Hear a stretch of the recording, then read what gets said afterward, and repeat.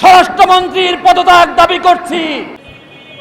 যিনি নাকি সংবিধান বিশেষজ্ঞ, সেই স্বরাষ্ট্রমন্ত্রীর নির্দেশে আইন শৃঙ্খলা বাহিনী, সাধারণ জনগণ এবং ইসলামী ব্যাংকের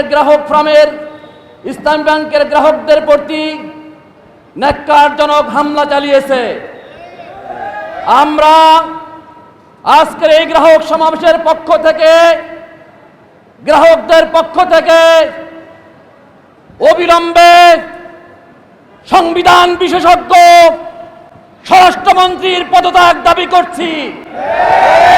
সাথে সাথে ব্যর্থ অর্থমন্ত্রী বাংলাদেশ ব্যাংকের গভর্নরের পদত্যাগ দাবি করছি।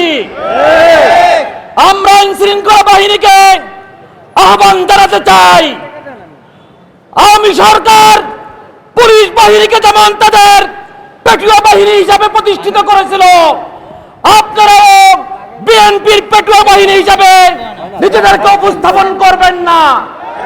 আপনারা জনগণের পুলিশ বাহিনী হন, আপনারা সাধারণ জনগণের বাহিনী হন। কারণ ৪৪ বিপ্লবের সময় সাধারণ জনগণ আপনাদের থানাগুলোকে পাহারা দিয়েছিল। আমরা দিনের পর দিন থানাগুলোকে পাহারা দিয়েছিলাম। সুতরাং সরকারের বাহিনী হয়েন না, জনগণের বন্ধু হন, জনগণের বাহিনী হন।